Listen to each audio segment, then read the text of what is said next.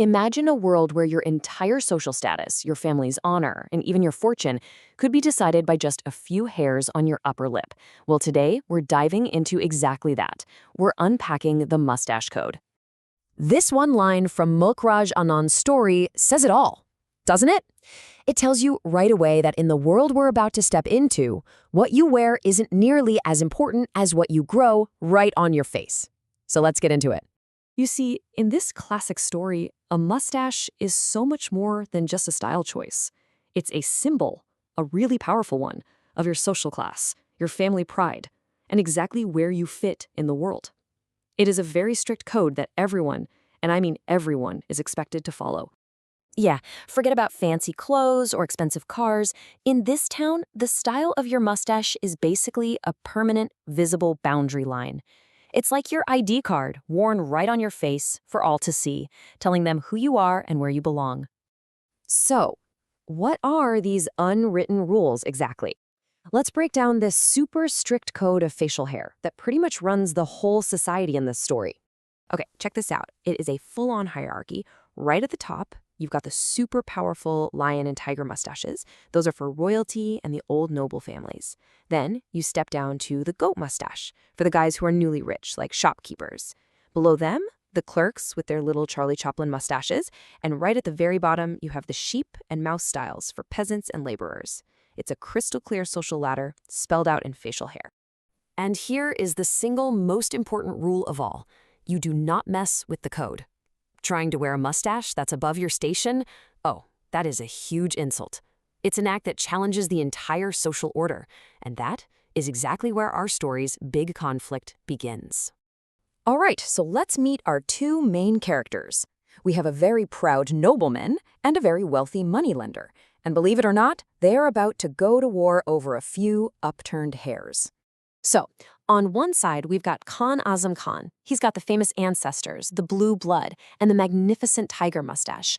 But his pockets, totally empty. And on the other side, we have Seth Ramanand, the moneylender. He's what you'd call new money. He's loaded, but he wears the lower-class goat mustache. So you see the setup. One man has all the symbolic power, and the other has all the actual money. So the trouble starts with just a tiny little act of defiance. Ramanand, feeling pretty good about his new wealth, decides to give the tips of his humble goat mustache a little upward twist. And suddenly, it starts to look an awful lot like the nobleman's tiger style. And you can just picture the scene, right? The proud but totally broke Khan Azam Khan has to swallow his pride and go to Ramanand's shop to pawn a family heirloom. And it's right there at his lowest moment that he sees it. The moneylender's tweaked mustache. And to him, that is an absolutely unforgivable insult. Khan's reaction is just immediate and brutal. With this one single question, he's not just asking, he's telling Ramanand to get back in his place, dismissing him as nothing more than a lentil-eating shopkeeper. The battle lines have been drawn. This first little showdown quickly snowballs from a simple argument into an all-out war. It's a battle that pits one man's ancient pride against the other's modern hunger for profit. Now, Ramanand is a really sharp businessman. He gets it immediately. He sees that Khan's pride isn't just an emotion. It's a weakness. It's something he can actually use to his advantage. He basically realizes he can put a price tag on lowering his mustache. And so this clever and kind of cruel little game begins. Khan demands the mustache be fixed. Ramanand says, sure, for a price. Khan has to pawn something valuable. So Ramanand lowers one tip, just like he promised. But then he slyly twists the other tip up. He keeps the insult going, which forces Khan to keep paying to defend his honor. It's brilliant, really. And you can just see the devastating cost of this obsession. It starts with a gold nose ring. But Ramanand keeps playing his game, and Khan is too proud to back down. So he brings in a precious family necklace. And finally, pushed by rage, he's goaded into betting his entire estate. Everything. You just know this can't go on forever. This whole thing is hurtling towards a final all-or-nothing bargain that's going to settle the matter of these mustaches once and for all. And the final bargain is absolutely heartbreaking. Khan agrees to sign over everything he has left in the entire world, his house, his land, all of it, to Ramanand. He chooses to become a pauper.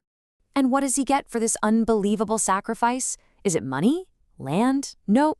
He gets the satisfaction of watching Ramanand's mustache get put back down into its proper, humble, lower-class style. That's it, a purely symbolic victory. I mean, just look at this slide. It lays out the final scores so clearly. Khan Azam Khan loses all of his property, everything he owns, but he gains his pride and gets to keep his tiger mustache untouched. Meanwhile, Seth Ramanand loses a tiny curl in his mustache, and he gains all of Khan's property. So who do you think really won here? And this is the final incredible image.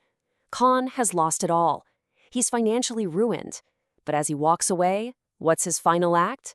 He proudly gives his own magnificent tiger mustache a special little twist. He's clinging to the symbol, even after everything it stood for is completely gone.